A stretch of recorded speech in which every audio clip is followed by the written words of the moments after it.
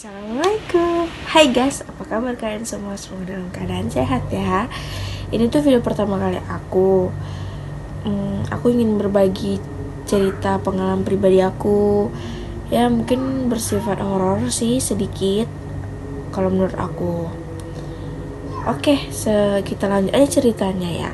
Oke, waktu itu kejadiannya waktu SMA kelas 2 tahun 2013, dan ini kejadiannya setelah mamaku meninggal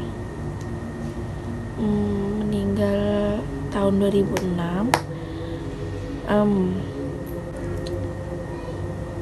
Aku ada di sebuah kota atau pulau kecil lah gitu, yang aliran listriknya itu kayak minim banget gitu loh, kayak apa ya, ada terjadwalnya gitu, seminggu tuh bisa 2 kali mati, dan itu setiap beda-beda tempat gitu, beda-beda daerah rumah gitu kan. Nah pas kejadiannya itu mati lampu lah di tempatku, di rumahku. Nah kami tuh biasanya menggunakan obor yang dari kaca gitu, pokoknya kayak gini ya. Nah terus kejadiannya tuh sekitaran jam 9 malam gitu. Nah posisinya di rumah itu bertiga, cuman aku, adik aku yang nomor 7, dan kakakku yang nomor 2. Terus kita tuh kan kalau rumah-rumah orang tua dulu tuh kan agak gede-gede ya agak ada ruang tamu, ruang tengah, dapur, terus space aja kamar mandi, dan itu gede-gede semua. Nah karena berhubung itu mati lampu, jadi kakak aku tuh ngajak kami buat tidur di ruang tengah. Nah kita bentang lah tuh tempat tidur spring bed gitu yang gede itu, kita bentang di ruang tengah, kita tidur di situ bertiga. Posisi kita tidur itu kan otomatis bayangan kita ini lagi mati lampu nih, otomatis kita nampak bayangan kita di mana kan, otomatis ada bayangan, jelas ada bayangan pasti kan. Nah bayangannya itu posisinya otomatis ngikutin posisi kita tidur kan, ada di sebelah kanan. Waktu itu aku posisinya lagi di tengah-tengah, jadi ada dinding sama dinding di atas kepala, dinding yang di sebelah kiri sama yang di sebelah kan, tapi cuma agak jauh aja, ada jaraknya lagi, dan yang sebelah kanan itu ada jaraknya juga sedikit. Nah jadi pak tidur di situ, ada bayangan kami yang di sebelah sana, pokoknya ngikutin posisi bayangan lah gitu intinya kan. Yang nggak mungkin lah bayangan kita tidur posisinya kayak gini, bayangannya di atas kepala kan nggak mungkin, pasti bayangannya ke arah ngikutin badan kita kan. Nah selang kita udah tidur nih, aku tuh masih tidur ayam gitu lah, masih yang belum nyenyak banget, soalnya masih jam 9 malam, kisaran jam 9 malam gitu. Kakak sama adikku tuh udah tidur, kakakku sebelah kanan, tengah adikku aku sebelah kiri. Jadi aku tuh pas aku tuh waktu pas mau membenarkan posisi tidurku lagi, aku kebangun, aku nengok di atas kepala posisinya di dinding atas kepala aku itu kan gak ada bayangan apa-apa kan, otomatis gak ada bayangan. Dan ini percis sangat jelas lillahi ta'ala kalau itu ada tangannya tuh kayak gini, pelan-pelan banget, pelan-pelan kayak merambat gitu, pelan-pelan kayak dia tuh mau megang kepala adik aku yang udah tidur posisinya kan. Nah otomatis aku langsung ngomong dong dalam hati, langsung ngomong astagfirullahaladzim, langsung istighfar, ngomong dalam hati. Aku bilang kan, apa itu mama, dalam hatiku kan. Nah terus aku langsung ngomong gini, mak, kalau misalnya itu mama, tolong jangan dipegang, nanti demam pilek. Nah adikku namanya Pila kan, jadi nanti demam pilek kalau mama mau pegang Pila kayak gitu. Nah hatiku gitu, namanya ayah yang yang polos gitu, yang udahlah apa adanya aja ya diomongin di dalam hati waktu itu. Nggak tahu tiba-tiba pengen ngomong dalam hati gitu aja. Terus aku langsung kirim Al-Fatihah dalam hati. Lama itu tangan itu pas aku bilang kayak gitu, dia kan kayak gini nih posisinya, kayak merambat banget mau megang. Terus tiba-tiba terus ngomong gitu dia berhenti, tapi memang masih ada bayangan itu. Terus tak lama tuh dia ngangkat pelan-pelan banget, nggak jadi dia pegang, tapi dia tuh ngangkat tangannya gitu dari bayangan itu yang kulihat tuh pelan-pelan banget. Jadi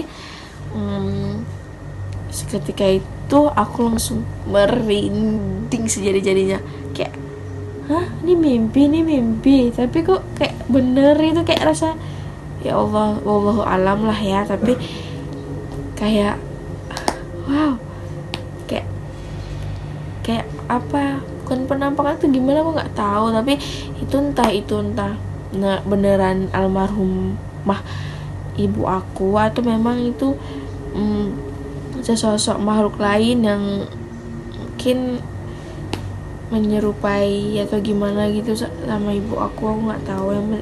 Ya intinya di sini aku langsung kepikiran mamaku atau posisi ada tangan kayak gitu. Jadi aku langsung kirimin doa untuknya ya langsung gimana ya rasanya, mungkin posisinya kami juga masih merindukan sosok ibu yang masih membutuhkan ibu ya. Jadi mungkin oke deh, itu aja cerita dari pengalaman pribadi aku ya. Mungkin agak membosankan ya dengar penjelasanku, tapi ya itulah pengalaman pribadiku yang menyentuh, sangat menyentuh ya. Mungkin ada horornya sedikit, tapi agak-agak menyentuh sih. Next aku menceritakan pengalaman pribadiku yang kedua. Pengalamanku ini itu kejadian waktu pas aku ngaji sih di sebuah pesantren. Aku tuh udah didaftar ngaji sama almarhum ibu aku tuh pas umur 5 tahun. Awalnya aku ngaji masih di rumah-rumah kecil gitu, di rumah-rumah kayak biasa dipanggil mbah-mbah gitu sih. Terus setelah itu aku pindah di ngaji, kayak dia baru pembangunan gitu pesantren. Terus dia belum ada santrinya, cuma anak ngaji aja dari ada TPQ, ada MDA. Nah aku kejadian itu waktu tuh aku udah MDA. Terus aku ngaji tuh abis maghrib, jadi habis sisa tuh pasti baru pulang. Nah selalu rombongan gitu bareng sama teman-teman. Terus itu kejadiannya kan tempat pesantren itu kan dia setiap malam apa ya, aku lupa ya soalnya kejadiannya udah lama ya, buka praktek ruqyah gitu. Nah ada beberapa ustadz gitu di sana praktek ruqyah. Terus tuh macam-macam tuh orang datang ke situ berobat. Ada yang bahkan sampai yang dari Malaysia, Singapura pun banyak yang datang ke situ jauh-jauh ya, cuman mau berobat aja ke. Aku tuh bener-bener takut yang namanya tuh lihat orang ruqyah, nggak tahu kenapa takut aja gitu, agak-agak serem aja rasanya dengan orang teriak-teriak kesurupan kayak gitu kan. Terus temenku nih tiba-tiba ini ngajak ayolah kita rame-rame nonton ruqyah gitu kan. Selesai ngaji, setelah isya biasanya kan kami kalau setelah isya langsung pulang gitu. Nah karena berhubung temanku semua pada mau nonton sedangkan aku enggak, dan aku juga nggak berani pulang sendirian, udah akhirnya aku ya ikut lah karena kebetulan ada kakak sih, cantik tuh, dia pakai baju dinas gitu. Nah dia mau ruqyah, katanya berasa kayak ada gangguan mistis kayak gitulah. Aku juga nggak ngerti lah ya, ini aku dengar ceritanya dari kisaran teman-temanku dulu, jadi aku ingat banget dan ustadku juga ada ngomong. Terus apa namanya, aku kan nggak berani pulang sendiri karena kan otomatis gelap kan jalan mau ke rumah ya, walaupun antara rumah sama pesantren itu nggak begitu jauh, cuman ngelewatin beberapa rumah ya kan gelap-gelap juga kan serem deh. Yaudah aku ikut. Nah pas aku lagi nonton ini mulai lah kan istighfar gitu kan usah.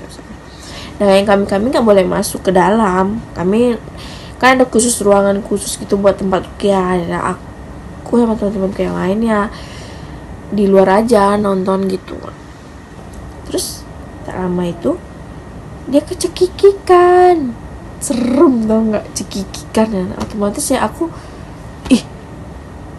takut dong ya kan, temenku juga pada takut semua ya, aku yang lebih takut kayaknya kan, soalnya aku langsung lari ke kamarnya istri ustadku, yang anak-anaknya udah pada tidur di situ, di kamarnya anak udah pada tidur.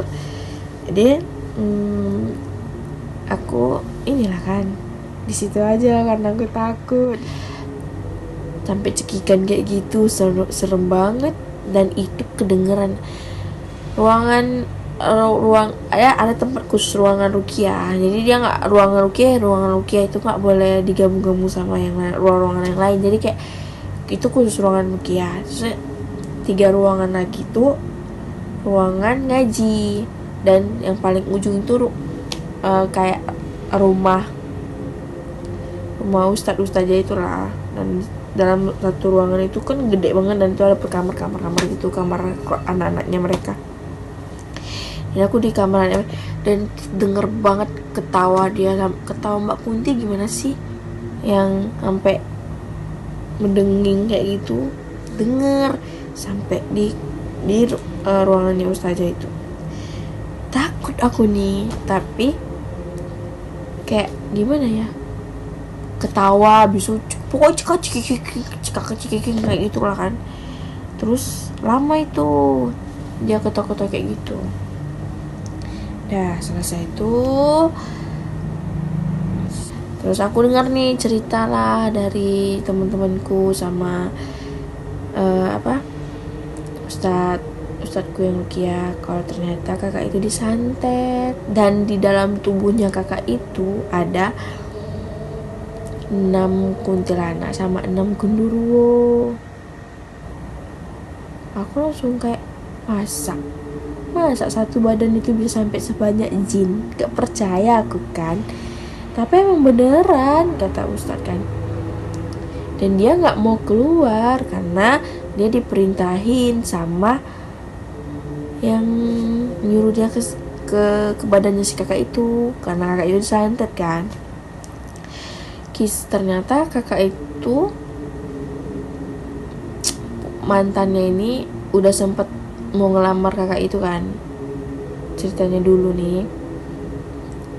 Nah udah sempet mau ngelamar si kakak ini, tapi ditolak dong. Ya mungkin karena ada ketidakcocokan ya, cuman kayak gimana ya, cinta ditolak ya dukun bertindak. Ya udah akhirnya kejadian deh, kakak itu disantet. Dan ya itu, aku nggak tahu banget sih ceritanya gimana bisa dia ngalamin kayak mana, gimananya dia itu